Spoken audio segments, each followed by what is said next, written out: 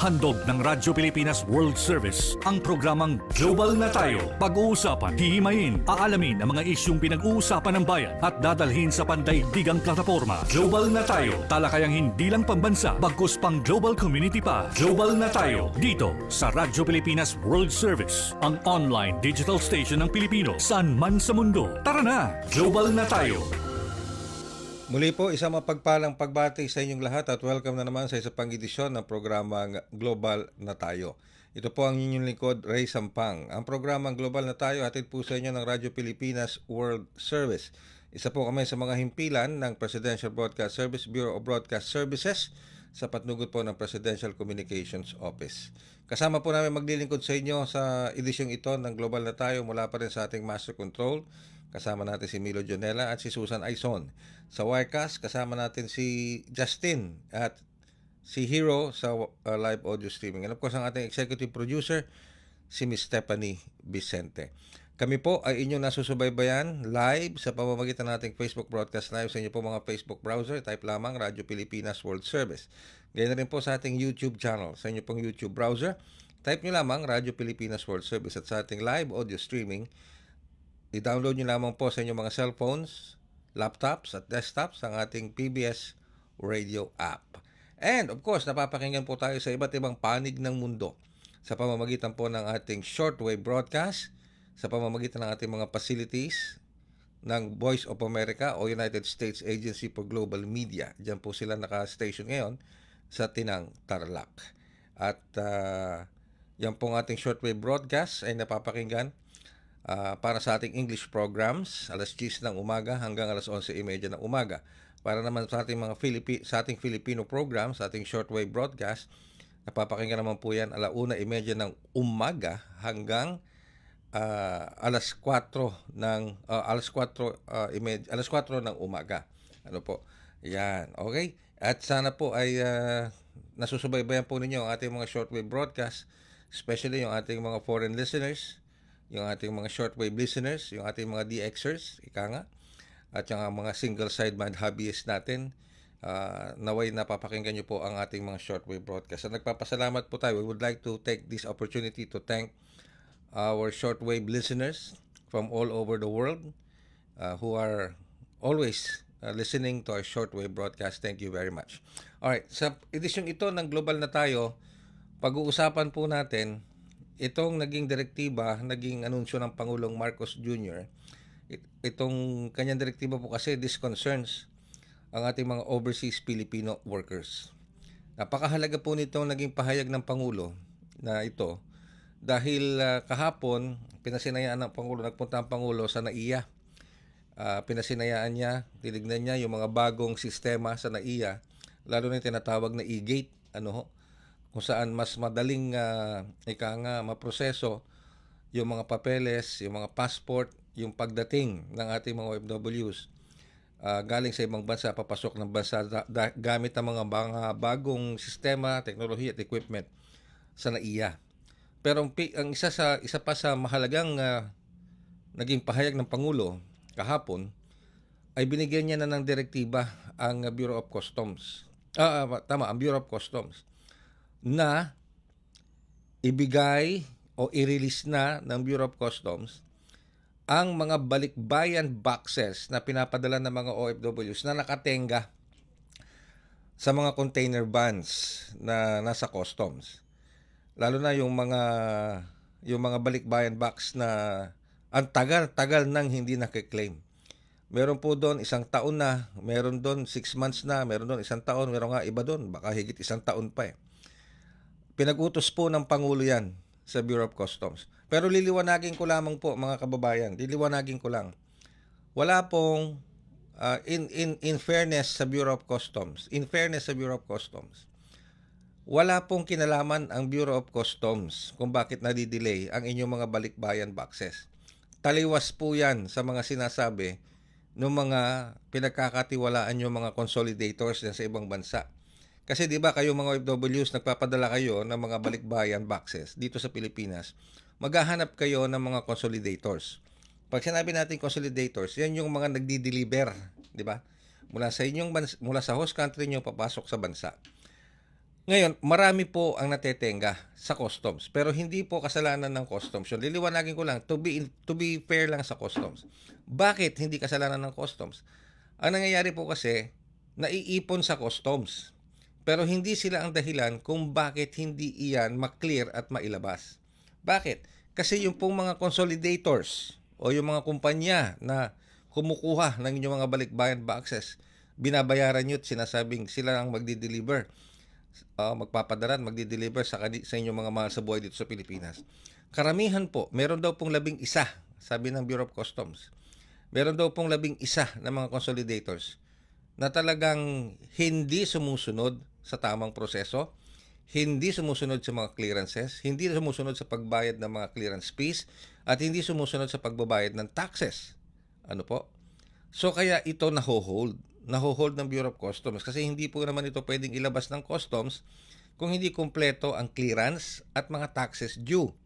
Kaya siya naho-hold. Hindi po binabayaran ng mga consolidators. Kaya yung ating mga overseas Filipino workers, hinihimo ko po kayo na subaybayan itong aking naging panayam sapagkat nagkaroon po ako ng pagkakataong makapanayam ang head ng Bureau of Customs, si Commissioner Nepomuceno ng Bureau of Customs. At dito na pag-usapan namin, yung naging direktiba sa kanya ng Pangulong Marcos Jr. sa Bureau of Customs na ibahagi na, ipamigay na, ibigay na, dali na sa mga pamilya ng mga OFWs na dapat tumanggap o makatanggap nitong mga balikbayan boxes na ito. At alam nyo kung anong maganda dito? Para ma-release ng Bureau of Customs itong mga balikbayan boxes. Mismo ang Pangulong Marcos Jr. po, ang Malacanang, ang naglabas ng pondo, I think worth 30 million pesos, para po maklear lahat ang mga balikbayan boxes na ito na nakatenga sa customs. Para mabayaran yung mga taxes, mabayaran yung mga clearance fees and everything. Para po mapasakamay na ng mga pamilya ninyo, kaya yung mga OFW families dito sa Pilipinas, mapasakamay nyo na yung inyong mga balikbayan boxes na matagal yun lang hinihintay at inaasahan. Isang magandang pamasko po mula sa Pangulong Marcos Jr., mula sa gobyerno ng Pilipinas bilang pagkilala sa sakripisyo ng ating mga OFWs. Kaya lamang talagang siyempre, sa tagal ng panahon, sabi ko nga kay Commissioner Nepomuceno, Commissioner, baka naman sa loob ng isang taon yung mga balikbayan boxes na pinadala dyan, baka panis na. No, lalo-lalo na yung mga delata, may mga expiration yan. Baka naman expired na. O kaya, di ba, madalas tayo nagpapadala ng chocolates. Di ba? O, napapangiti si Justin. Palagay ko may nagpapadala ng chocolates dito. Hindi ko lang alam kung galing abroad o dito lang. Pero just the same, may nagpapadala ng chocolates sa kanya. Talaga naman. Ha? Abroad din? Abroad? Mga imported pa. Okay? Yun nga, kung mga chocolates ang papadala, tapos matetenga sa customs, dahil yung mga consolidators, yung mga kumpanya na pinagkatiwalaan ng mga OFWs natin, hindi naman pala nagbabayad ng clearance fees at saka taxes, ano mangyayari sa chocolate? Masisira, matutunaw. Hindi naman air condition yung mga container. Di ba? O kaya pag may nagpadala kay Stephanie, alam ko may nagpapadala kay Steph ng roses galing ng Switzerland. Yan, biro mo, roses galing pa ng Switzerland. Wala na. Ano na yun? Lantang gulay na yun, di ba? Wala na yun, di ba? O kaya, pag nagpadala ka ng sapatos, di ba? Madalas tayo din, nagpapadala ng rubber shoes, di ba? Sa mga bata, di ba? Sa mga balikbayan boxes. Baka sa tagal, maliit na yung sapatos, lumaki na yung bata. Malaki na yung paa ng bata, lumaki na. So, yun yung perwisyo na dulot. Sama ng loob at perwisyo na nadulot ng mga consolidators na yan. Ulitin ko po, in fairness sa Bureau of Customs, hindi po kasalanan ng Bureau of Customs kung bakit natenga yung mga balikbayan boxes. Ang ginawa lang ng Customs, sinafe-keep nila yung mga balikbayan boxes. Dahil hindi po maklear Hindi nagbayad ng ulitin ko, hindi nagbayad ng tamang clearance fees, hindi nagbayad ng taxes. Hindi kompleto yung dokumento na nanggaling doon sa mga consolidators ninyo na pinagkatiwalaan ng mga OFW. So, ang gagawin na i-hold nila. Pero kung kompleto yung clearance fees, yung clearance process, pati yung taxes due na bayaran ng mga consolidators, wala pong problema, lalabas yan. Okay? Katulad na lamang nitong mga kababayan natin sa Singapore. meron tayong isang kababayan sa Singapore. Nagsabi, walang problema dito sa amin sa Singapore dahil matitino yung mga consolidators namin dito na pinagkakatiwala namin at mabilis na nakakarating yung aming mga balikbayan boxes sa aming mga pamilya. Ang problema, madalas yata nangyayari yung mga ganyan sa ibang bansa, particularly sa Middle East. Sa Middle East. So mag-ingat po kayo. Ha? Ilan lamang po yan sa mga naging pag-uusap namin ni Bureau of Customs Commissioner ni Pomuceno. At para po mas maintindihan po ninyong mabuti at para mas mahimay ninyong mabuti yung aming naging pag-uusap ni Commissioner ni Pomuceno ng Bureau of Customs, narito po, ipaparinig at ipapanood po namin sa inyo ang kabuuan ng aming naging panayam, ng aking naging panayam kay Bureau of Customs Commissioner Ariel Nepomuceno. Magandang umaga po, Commissioner Nepomuceno. Si Ray Sampang po ito sa Bangon Bayang Mahal. Nice to hear your voice again, Commissioner Nepomuceno. Magandang umaga rin po, Sir Ray, at sa ating mga kababayan. Good morning po.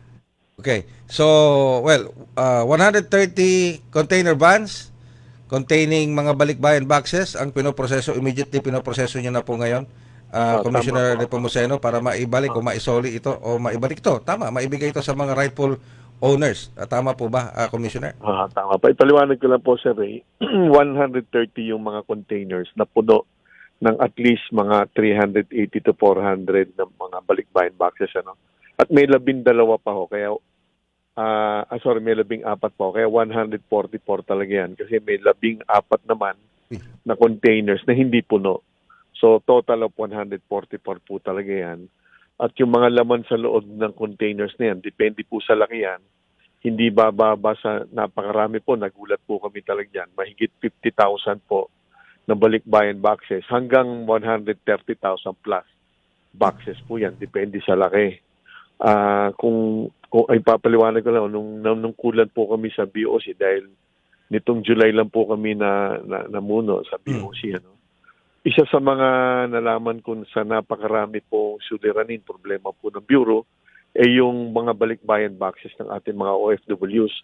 Noong una nga, akala ko mga 100 boxes lang yan. Sabi ko, pagtulong-tulungan na lang namin na maiparating lang po sa mga kababayan natin, sa mga naghihintay ng mga pamilya ng OFWs yung kanilang mga boxes. Subalit nung nakompleto na yung report, maluhuhulog po kayo talaga sa upuan. Mahigit 50,000 boxes po yun. Sus, Mariosep. Oo, ibig sabihin, mahina ang 50,000 pamilya na, alam niyo, na nagagalit. Yun nga lang, siyempre, ang pagkakaakala nila, ang may kasalanan po, ang BOC, normal naman po yan. Lagi po kami siyempre nasisisi. Subalit, natutuwa naman, naliwanagan na nila, mga 2 months ago po, nung mini-meeting na po namin sila personal para pagtulong-tulungan. Ang nangyari po kasi dyan, nagtiwala po yung ating mga OFW sa abroad. Karamihan po dito, sir, mga nasa Middle East, Kuwait, Qatar, Oman, mga ganung bansa. Nagpadala po sila sa pinagtitiwalaan po nilang, ang tawag po doon, consolidators. Yun yung magpapadala dito sa Pilipinas. Ang problema po, pagdating sa Pilipinas, yung mga kapartner naman ng consolidators na kanilang dapat magpapadala dito sa mga kababayan natin, hindi naman po nila binayaran yung mga dapat bayaran. Hindi lang po sa gobyerno. Ang hindi nila binayaran, yung port charges, yung handling charges. Ibig sabihin, private sector po yan. Shipping cost, arastre, malaking po yun, napakalaking halaga ho nun. Sa ngayon po, kulang-kulang 900,000 per container po yan. Ibig sabihin, mahigit 100 million ang di po nila binayaran. At, bukod pa ho yun dun sa dapat pagbayaran po sa gobyerno, sa Bureau of Customs. Kaya naipit po talaga yan. Kaya nung mga more than 2 months ago, pinaayos po namin, hinahanap namin mga data, lahat po, at pinakakasuhan ko nga po yung mga nagkamali po mga deconsolidators dyan. Dahil meron silang pananagutan dyan, meron silang kontrata sa ating mga kababayan na dapat makarating po doon sa patutunguhan. Tama po, yung problema po. Halimbawa, may mga perishable po doon, yung mga pagkain. Yung nga nabanggit ko kanina, Commissioner, paano kung may mga dilatang pagkain ito, expired na pala? Sigurado pong meron po yan. Dahil ako po mismo, naunawa ko po yan dahil ang nanay ko po nagtatrabaho sa Germany, although retired na. Naghihintay din po ako ng mga ganyan dati. So, alam po natin yan, inaabangan po yan, lalo ng mga bata, sigurado may mga pagkain dyan, tsokolate. So, delikado na po yun. So, yung mga kababayan natin naghihintay, mabuti na lang po, ipinag-utos na po ni Pangulong Bongbong Marcos, humingi kami ng tulong sa kanya dahil wala naman pong budget ang BOC para dyan. Ano? At wala rin yung budget ang DOF. Tinulungan po kami ng bagong secretary, si Frederick Go, na gawan po ito ng paraan. Natutuwa ho kami, few days ago, na-approve na po yung budget ng ibibigay po ng Pangulo. Mahigit 30 million po ang kailangan namin. So, sinagot naman po niya yan, bilang, kumbagay, regalo po sa ating mga kababaeng OFW. Pero ulitin ko lang, clarify ko lang, Commissioner. 30 million ang binigay ng Pangulo, ng Office of the President. Saan po gagamitin yung 30 million? Sa ano na po yon, sa pinaka-logistics na po. Ang mangyayari po kasi, dahil yan po sinis na po, sinequester na po ng gobyerno, ng BOC, yung mga containers na yan, maway-wave na po. Hindi na po namin dapat bayaran po yung private sector. Of course, tutulong na rin po ang mga private port operators. Salamat po sa kanila, no?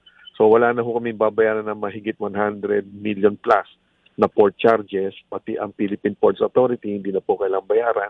So yung 30 million po na yun, doon na lang po sa mismong tracking, yung magdadala na po sa door-to-door, yung sa mismong bahay po ng ating mga kababayan.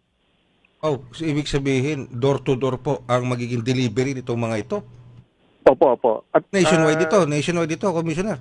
Nationwide po yan, iba't ibang lugar po yan, talagang marami hong naghihintay dyan. Kaya kung may mga nakikinig pong pamilya ng ating mga kababayang OFWs, wala po silang dapat bayaran. Baka kasi po may kumimik pa dyan na maningil, wala pong ganun. Ito po'y sinagot na po ng pamahalaan ni Pangulong Bongbong na wala hong dapat pagbayaran yung ating mga kababayan naghihintay ng mga balikbayan boxes. Yun nga lang, dahil peak season po ngayon, maaaring hindi po lahat makarating bago magpasko. Yun po ang pangarap natin. Kaya lang, wala na po sa control ng Bureau of Customs po yan.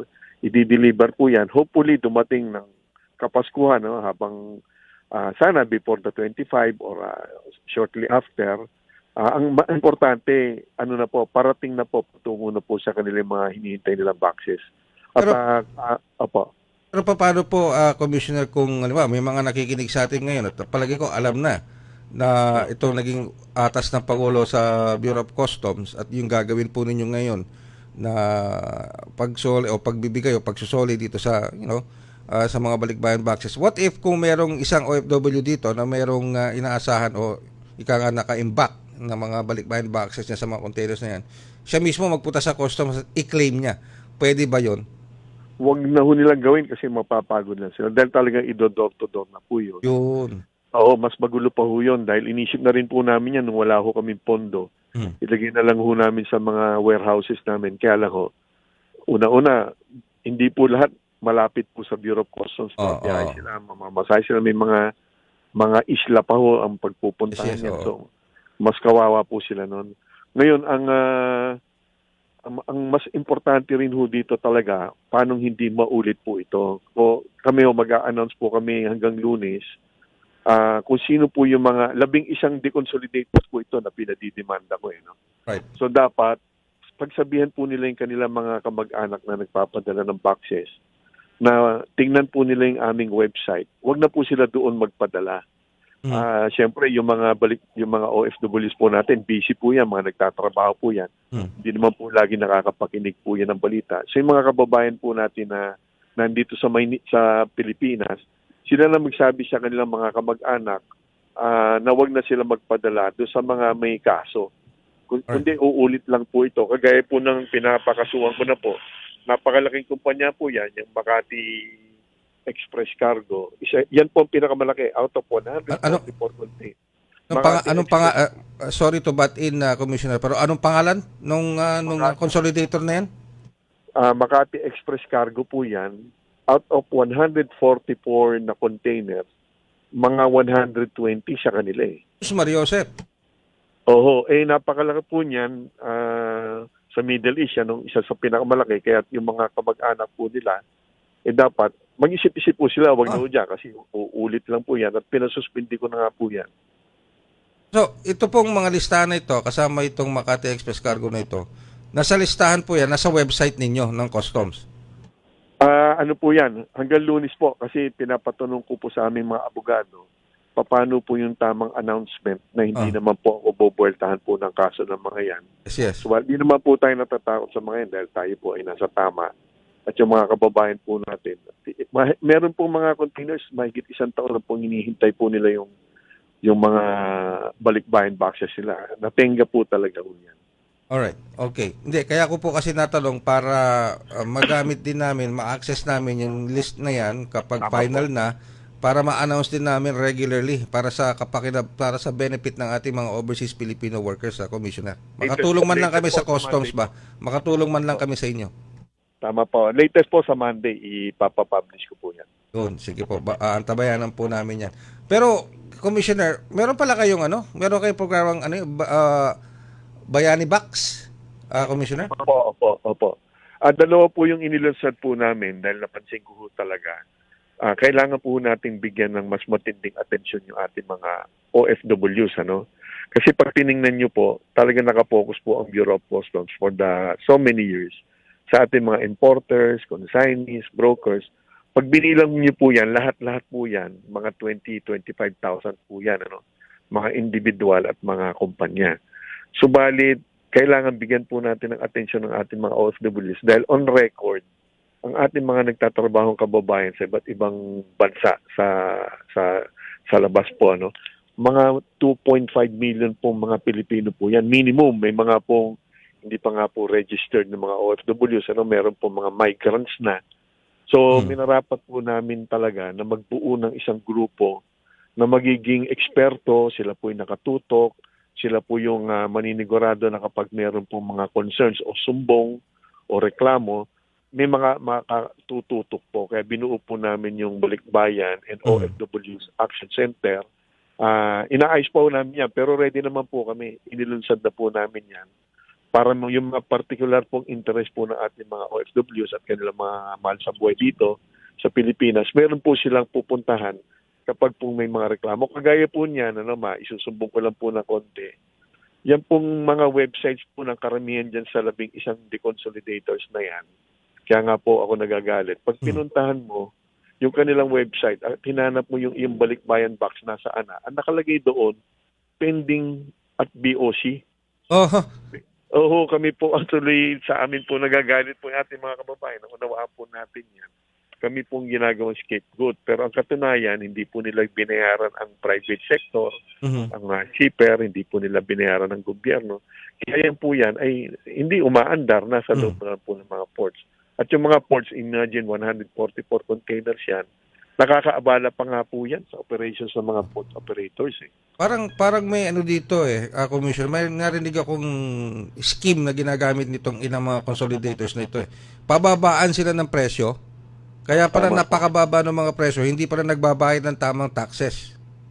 Tsaka walang intensyon talagang tapusin. Isipin nyo, yung ilan po dyan, dati na palang may mga ganyang kaso nakakaulit. Kaya ho ngayon, pinapasigurado ko sa BOC, sa aking mga tauhan, na hindi na dapat makalusot mag-register ulit. Kasi parang scheme mo yan Nagkaroon ng atraso, mangungulekta po sila ng mga bayad sa ating mga kababayan. Hindi naman po biro yung binabayad ng ating mga kababayan doon, kaya nga nagtatrabaho sa abroad yan.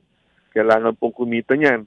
So magbabayad po yan ng pagpapadala dito ng balikbayan box sila. Pagdating nila dito ng mga boxes, wala naman palang intention tong ilang mga deconsolidators na talagang gawin yung trabaho nilang dalhin sa mga bahay po ng mga OFWs po yung... ano po yan? In other words, ano po yan estapa po yan Pinapakasuhan ko po ng large-scale estapa yung mga yan. Pero tulad dito, Commissioner, meron tayo isang listener na nanonood at nakikinig sa atin sa oras nito. Mula sa Singapore ito, Commissioner, si Betty Atinan. Sabi niya, biktima ang kaibigan ko, sir, 2 buwan na, wala pa yung box niya. May pamasko siya doon, may mga chocolate. Wala ba? Kasiraan na yun. Natunaw na yata yun. Pasensya naman, Betty. Talaga pong hindi po sa pinagtatanggol lang basta ang ating pamahalaan. Muli, yung mga deconsolidators, ilan dyan, 11 na nga po yan, ang hindi po nila binayaran yung shipping cost, yung port charges, at yung taxes sa gobyerno. At hindi nila pinoproseso po sa mga pantalan yung mga boxes po, yung mga containers na naglalaman ng boxes. Kaya nakatenga po yun doon. No? Kawawa po talaga Po, ng ating mga kababayan. naghirapan, ano yan, di ba, Commissioner? Pinaghirapan ng mga OFWs yan. Ipon po nila yan ng ilang linggo, ilang buwan po yan. Oh, sus Mariosep po. Pero mensahe na lamang po ninyo, Commissioner, sa mga OFWs na umaasang matatanggap nila ang kanilang mga balikbayan boxes this Christmas season. Kung di man itong mismong Pasko, the whole Christmas season, matatanggap nila. Walang bayad, wala silang babayaran dito. Okay, go ahead po, Commissioner. Opo, sa mga kababayan po nating OFW, sa inyong mga mahal sa buhay po, salamat po sa inyong pangunawa. Ang magandang balita naman po, nandiyan na po yung solusyon. Tinulungan naman po tayo ni Pangulong Bongbong sa pondo at paparating na po sa inyo yung mga boxes. Yun nga lang po, sana po may mga maisalba po ron. Yung mga pagkain, basahin po nyo kasi kung expired na, delikado na rin po yun. Ano? Pero ang mas importante po, tingnan nyo po yung aming website na tutulungan din po kami ng Sir Ray. By Monday, latest, ililista namin doon sino yung mga deconsolidators na merong naging problema. Iwasan nyo na po yun, pati yung kanilang partner consolidators.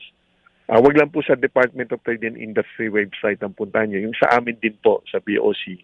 At doon na po kayo magpadala sino po yung mga matitino po na mga consolidators po. Para hindi po ito maulit sa inyo. Mabibiktima po kayo. Kami naman po rito talagang tumutulong kami. Pero mas importante, yung wag pong maulit yung nangyaring ganyan na ang pinagtiwalaan nyo po ay hindi po ginawa yung kanilang trabaho. Pipilitin po nating mapaganda po yung Pasko po natin kahit papaano po. With that, maraming salamat po, Commissioner Nepomuceno. Thank you very much for this wonderful Christmas gift na ito para sa ating mga overseas Filipino workers sa tulong na rin ng Pangulong Marcos Jr. Thank you very much po, Commissioner Nepomuceno. Salamat din po, Sir Ray, sa ating mga kababayan. Thank you po. Inyo pong napakinggan ang ating panayam kay Bureau of Customs Commissioner Ariel Nepomuceno sa programang Bangon Bayang Mahal. Napakahalaga po nung ating naging panayam sa kanya, lalong-lalo na para sa inyo mga overseas Filipino workers na nagtatrabaho abroad na talagang nag-iipon ng pera para magamit yung pampadala ng mga balikbayan boxes. Yung mga laman ng mga balikbayan boxes na yon, kung ano man yon, pinaghirapan nyo, pinagpawisan nyo, pero nauwi lang sa nakatenga sa mga container vans. Ulitin ko, hindi po kasalanan ng Bureau of Customs. Ang naging role lang ng Bureau of Customs i-safe keep yung mga boxes na yon. Pero hindi nila pwedeng i-release dahil nga po yung mga consolidators o yung pinagkatiwalaan ninyo na magdadala at maniniguro na matatanggap ng inyong mga mahal sa buhay dito sa Pilipinas, yung mga balikbayan boxes na yon, ay hindi nagbayad ng tamang clearance fees, hindi nagbayad ng wastong tax, kaya po na-hold. Okay? Pero ngayon, tulad po ng napag-usapan namin, I hope napakinggan po ninyo, may magandang balita para sa mga OFWs at sa inyong mga pamilya na aasang nakatanggap sa inyo, makakatanggap ng balikbayan boxes nung pa, ano na po yan, i-release na. At ang magandang balita pa dito, ihahatid mismo ng Bureau of Customs sa pamamagitan ng mga tracking na kanilang uupahan ang mga balikbayan boxes na matagal nang hinihintay ng inyong mga mahal sa buhay dito sa Pilipinas. Opo, ihahatid po nila door to door.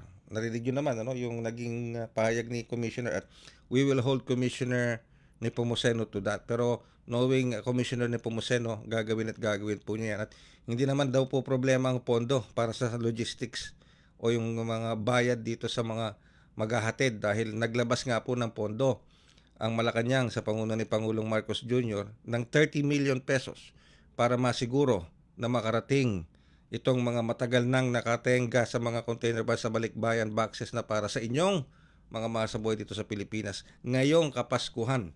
Kung hindi man mismo sa araw ng Pasko, sa buong natitirang linggo ng buwan ng Disyembre.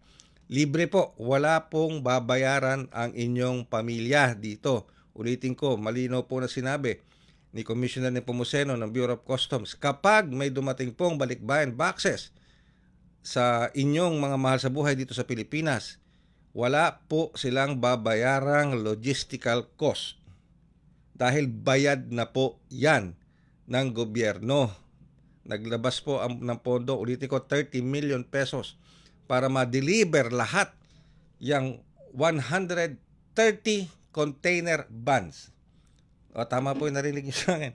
Hindi 10 container van, hindi 20 container van, hindi 50 container van. 130 container vans. Ang laman lahat niyan, balikbayan boxes. Binayaran na po ng gobyerno sa pamamagitan ng Pangulo 30 million yung logistical cost para po ma-deliver lahat sa mga kinaukulang pamilya ninyo dito sa Pilipinas. Ulitin ko po ha, walang babayaran ang pamilya nyo. Yung mga OFWs na nakikinig sa atin ngayon abroad, sabihan nyo kung di man sila nakakapanood at nakakapakinig nitong ating programa, sabihan nyo sila kapag dumating ang balikbayan boxes na matagal ko nang pinadala sa inyo, wala kayong babayarang logistical cost. Dahil bayad na yan, paid in full na yan ng Bureau of Customs at ng gobyerno ng Pilipinas sa pamamagitan ng pondong inilabas ni Pangulo Ferdinand R. Marcos Jr. Maraming salamat po. Sana maging magandang maagang pamasko para sa inyong mga pamilya, lalo na sa ating mga OFWs doon. Sa susunod, ingat kayo sa mga pipiliin yung consolidators na pagkakatiwalaan yung ibibigay nyo yung balikbayan box, magbabayad kayo sa kanila kung magkano, na umaasa kayo na makakarating sa inyong pamilya dito sa Pilipinas. Piliin yung mabuti. At hayaan po ninyo sa mga susunod, siguro by next week, kung mailalabas na po ng Bureau of Customs yung kanilang listahan ng mga naka-blacklist ng mga consolidators, sa mga kakasuhan nilang consolidators, ilalabas din po namin dito sa ating himpilan, sa ating Facebook page, at i-announce natin para po hindi na kayo muling maloko nitong mga consolidators na ito. Again, maraming salamat po sa inyong pagsubaybay sa isa pang edisyon ng Global na Tayo. Sa ngalan po ng ating Global na Tayo team, ako naman po yung lingkod, Ray Sampang. Pero bago ako magpaalam, please like and follow our Facebook page, Radyo Pilipinas World Service. Subscribe to our YouTube channel, Radyo Pilipinas World Service YouTube channel. And of course, download our live audio streaming. And follow us, pakinig din kayo sa ating shortwave broadcast. Maraming salamat. Hanggang sa muli sa isa pang edisyon ng Global na Tayo.